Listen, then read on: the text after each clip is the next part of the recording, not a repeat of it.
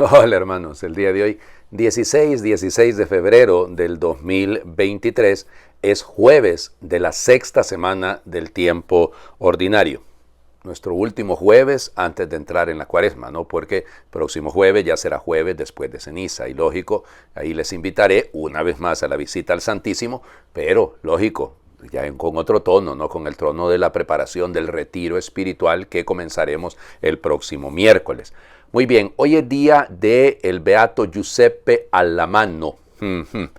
Bueno, vamos por partes. Él es no solo contemporáneo de San Juan Bosco, sino también paisano de San Juan Bosco. Resulta ser que nació en el mismo lugar, en Castelnuovo d'Asti, que hoy en día se llama Castelnuovo Don Bosco. Nace en enero de 1851, pues es el cuarto de 5 hermanos. Su papá muere cuando su mamá está a punto de dar a su quinto hijo, o sea, su hermanito menor, don José y doña Mariana Cafaso. Cafaso era pariente, era hermana de San José Cafaso, para que vean ustedes, el gran sacerdote, el promotor, el animador de la vida sacerdotal presbiteral en Turín en esta época, en el siglo XIX, ¿no? Gran amigo de Don Bosco y que va a ayudarle también, lógicamente, a José, que de todas maneras es su tocayo, ¿no? Pero es su sobrino. Bueno, resulta, él estudia ahí en Castelnuovo d'Asti, sus rudimentos, él quería ser sacerdote. Y entonces, gracias al trabajo de la mamá realmente es ejemplar. Me recuerda mucho a mamá Margarita. Es que parece ser que las mujeres de ahí de Castelnuovo d'Asti son de otra madera, sin duda. Y entonces, fíjense, va al seminario, primero va, fíjense, con su hermano, que había entrado en Valdoco, que había entrado con Don Bosco, y él está allá en el oratorio festivo. Estudia ahí con Don Bosco va a ser su confesor, y Don Bosco lo invita a que se haga salesiano, pero él le dice: Don Bosco, lo siento, yo quiero ser sacerdote aquí en Turín. Y entonces Don Bosco, al contrario de decirle, muchacho, qué barbaridad, no, lo anima. Fíjense, es muy interesante en la vida de Don Bosco eso, que él animaba mucho a las vocaciones de otros grupos, de otras congregaciones. Y es así como él entra en el seminario metropolitano. Ya les digo, será ordenado sacerdote en 1873, gracias al auxilio de su tío, San José Cafaso. En 1874, o sea, todavía está en el seminario, termina la teología, lo nombran prefecto de estudios de teología, y bueno, luego imagínense, tiene una salud un poco endeble, él tiene sus dificultades. Luego pasa, por eso se tiene que retirar y anda haciendo pastoral en diferentes parroquias, regresa como director espiritual del seminario, casi nada lo pusieron, director espiritual del seminario. Y luego, finalmente, el obispo le encomienda la tarea de cuidar el santuario de la Madonna de la Consolata, que es la patrona de Turín. Y entonces empieza una labor extraordinaria, él reconstruyendo, rehabilitando. Había un convictorio, es decir, una casa, digamos, un colegio para sacerdotes que lo habían cerrado, lo habían acusado de que ahí había una tendencia un tanto jansenista, y entonces él consigue que el obispo le permita volverlo a abrir. Y entonces, pero él va naciendo en su corazón una preocupación, ¿no? Él, desde que había llegado Guillermo Masaya, que era misionero italiano en Etiopía, estando él en el seminario, él sintió eso, él sintió el deseo de la misión a gentes, ¿verdad? Y entonces fíjense cómo precioso, él, de acuerdo con el arzobispo, con el cardenal de Turín, él decide, bueno, sería bueno fundar una congregación, porque aquí hay muchos sacerdotes en Turín, en todo el Piamonte, y hay necesidades en otros lados, armemos una sociedad de misioneros, y ahí nacen los misioneros de la Consolata. Ya para 1902 han enviado sus primeros misioneros a Kenia. De hecho, Propaganda Fide más adelante le va a asignar a ellos, a los misioneros de la Consolata, la evangelización de Kenia. Y luego, bueno, viene el problema de que hay necesidad también de enviar religiosas, pero él no se sentía ahí con el corazón para fundar una congregación de religiosas, y entonces San Pío X le dice: si no tienes la vocación, te la doy yo, le dice. Y entonces, bueno, vámonos, el Papa lo dijo, a fundar una congregación también, las Hermanas de la Consolata, para llevar la misión. Bueno, como les digo, miren, aquí me puedo pasar un buen rato hablando de él, porque es que todos están relacionados, oigan, es tan lindo eso, San José Cafaso, San Benito Cotolengo, San Juan Bosco, piensen, el Beato Miguel Rúa, es decir, todos los de esa época, ¿no? En Turín, Turín es precisamente la capital del Reino de Saboya, que es de donde van a hacer el proceso de unificación de Italia, y a pesar de eso, de los ataques en contra de la iglesia, todos son, hay un montón de santos, oigan, es una cosa linda, es que en medio de las adversidades es cuando salen los santos, por eso en el mundo tan adverso, tenemos que salir, porque si no, ¿en qué vamos a estar, oigan? Si ese es el sentido. Bueno, va a morir un 16 de febrero de 1926. Y ya les digo, habiendo visto su obra, pues vamos a progresar por todas partes. Él va a ser beatificado. El proceso creo que empezó en 1954, porque se cuenta que ya desde el momento de su muerte había muchos gestos, muchas manifestaciones de parte de Dios. De hecho, le dijo a los suyos, ¿no? Cuando yo ya no esté con ustedes desde el cielo, voy a interceder y voy a hacer mucho bien. Lo han dicho muchos santos, cosas similares, ¿no? Fue beatificado en 1990 por el Papa San Juan Pablo II. Bueno, vale la pena, ¿no? Todos los santos y los misioneros, como dé lugar. Bueno, vamos a las lecturas del día de hoy. Llegamos, ¿no? Ahora a la primera alianza, ojo, a la primera alianza que nace en el corazón de Dios, después de la destrucción del mundo entero, ¿no? Producto del diluvio, entonces ahora viene esta primera alianza que hace Dios con Noé y sus hijos, porque de ahí vendrá precisamente eso. Génesis capítulo 9, versículos del 1 al 13. En aquel tiempo Dios bendijo a Noé y a sus hijos diciéndoles, crezcan y multiplíquense, llenen la tierra. Todos los animales los temerán y los respetarán a ustedes. Las aves del cielo, los reptiles de la tierra, los peces del mar, están sujetos a ustedes. Todo lo que vive y se mueve les servirá a ustedes de alimento. Se lo entrego a ustedes, lo mismo que los vegetales. Pero no coman carne con sangre, pues en la sangre está la vida. Por eso yo pediré cuentas de la sangre de ustedes, que es su vida. Se las pediré a cualquier animal, y al hombre también le pediré cuentas de la vida de su hermano. Si alguien derrama la sangre de un hombre, otro derramará la suya, porque Dios hizo al hombre a su imagen. Ustedes crezcan y multiplíquense, extiéndanse por la tierra y domínenla. También dijo Dios a Noé y a sus hijos, ahora establezco una alianza con ustedes y con sus descendientes, con todos los animales que los acompañaron, aves, ganados y fieras, con todos los que salieron del arca, con todo ser viviente sobre la tierra.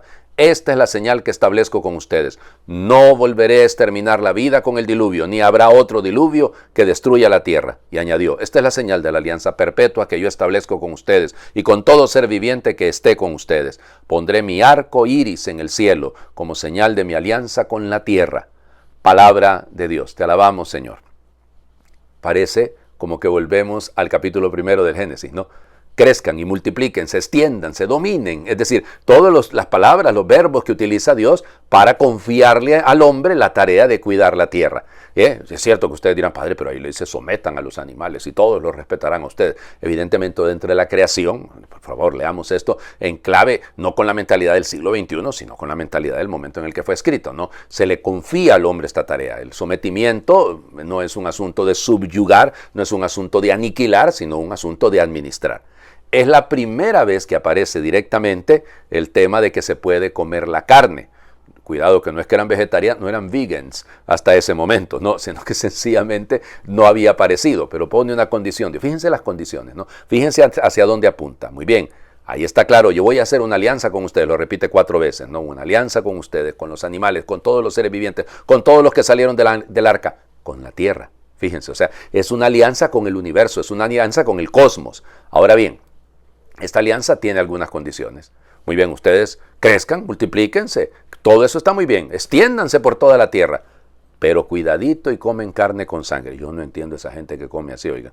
Cuando le dicen a uno, ¿y cómo quiere el término de la carne? Y le salen a uno un término medio. Yo digo, no, Dios mío, si yo muerdo esa carne me va a hacer la vaca, porque yo así me siento, yo prefiero bien cocida la carne. Pero bueno, igual, recuerden que es la mentalidad del mundo judío la que está aquí, ¿no? No es la mentalidad de Dios, es la mentalidad del mundo judío que evidentemente permea la voluntad de Dios. Pero fíjense ustedes lo lindo, es que en la sangre está la vida, y entonces inmediatamente deriva, hay que respetar la sangre de los hermanos, hay que respetar la vida del otro.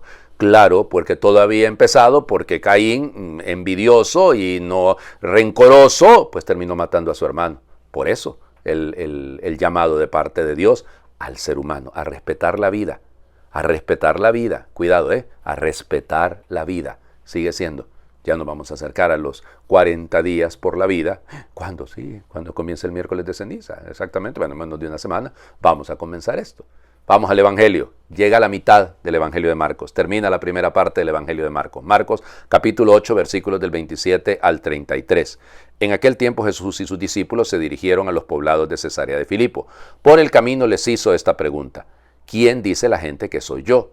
Ellos le contestaron: algunos dicen que eres Juan el Bautista, otros que Elías y otros que alguno de los profetas.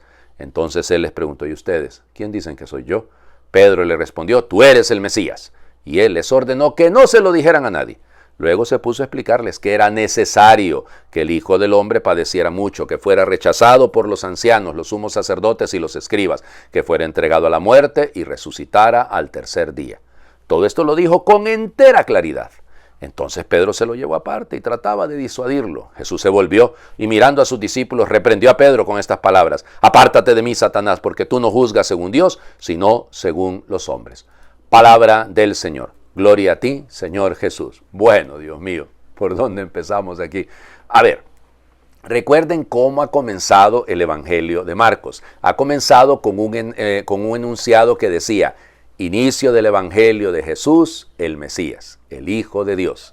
Entonces, fíjense, ya nos decía quién era, sobre quién se nos iba a hablar en este texto. Esta es la primera vez que directamente a Jesús le dicen el Mesías. Entonces, se va descubriendo esto, se nos va revelando, se nos va manifestando la identidad de Jesús.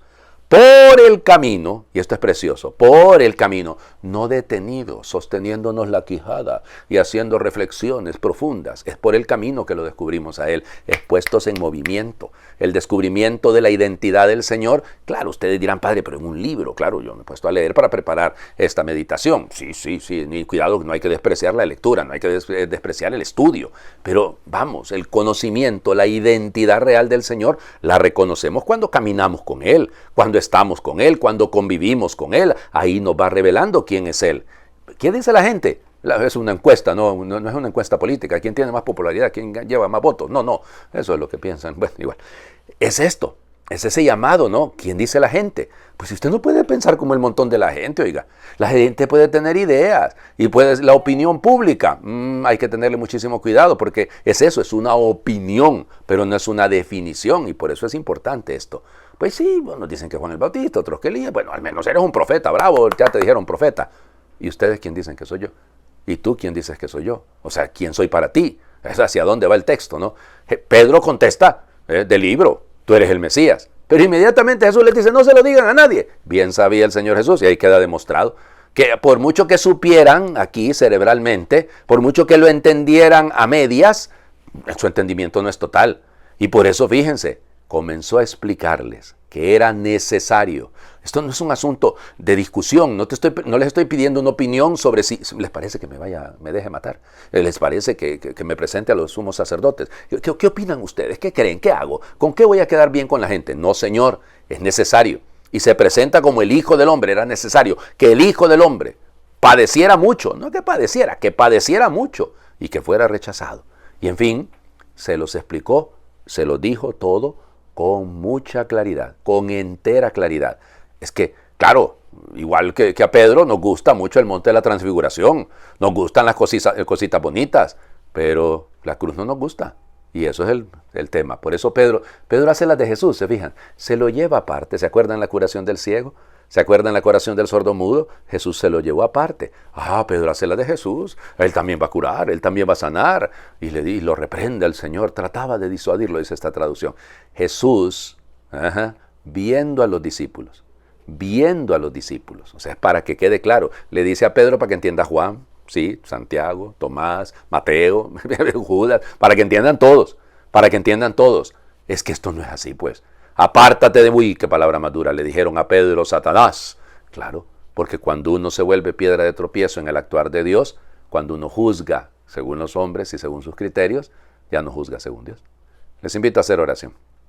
Para mí Jesús es el Verbo hecho carne, el pan de la vida, la víctima sacrificada en la cruz por nuestros pecados, el sacrificio ofrecido en la Santa Misa por los pecados del mundo y por los míos propios, la palabra para ser dicha, la verdad para ser proclamada, el camino para ser recorrido, la luz para ser encendida, la vida para ser vivida, el amor para ser amado, la alegría para ser compartida, el sacrificio para ser dado a otros, el pan de vida para que sea mi sustento, el hambriento para ser alimentado, el sediento para ser saciado, el desnudo para ser vestido, el desamparado para ser ser recogido, el enfermo para ser curado, el solitario para ser amado, el indeseado para ser querido, el leproso para lavar sus heridas, el mendigo para darle una sonrisa, el alcoholizado para escucharlo, el deficiente mental para protegerlo, el pequeñín para abrazarlo, el ciego para guiarlo, el mudo para hablar por él, el tullido para caminar con él, el drogadicto para ser comprendido en amistad, la prostituta para alejarla del peligro y ser su amiga, el preso para ser visitado, el anciano para ser atendido. Para mí Jesús es mi Dios, Jesús es mi esposo, Jesús es mi vida, Jesús es mi único amor, Jesús es mi todo. Amén. Señor esté con ustedes y les bendiga a Dios por intercesión del beato José Alamano, el que es Padre, Hijo y Espíritu Santo, y su bendición descienda, les acompañe siempre. Muy feliz jueves para todos. Jueves, vamos, hay que visitar al Santísimo, estar así un buen rato delante de Jesús de Eucaristía.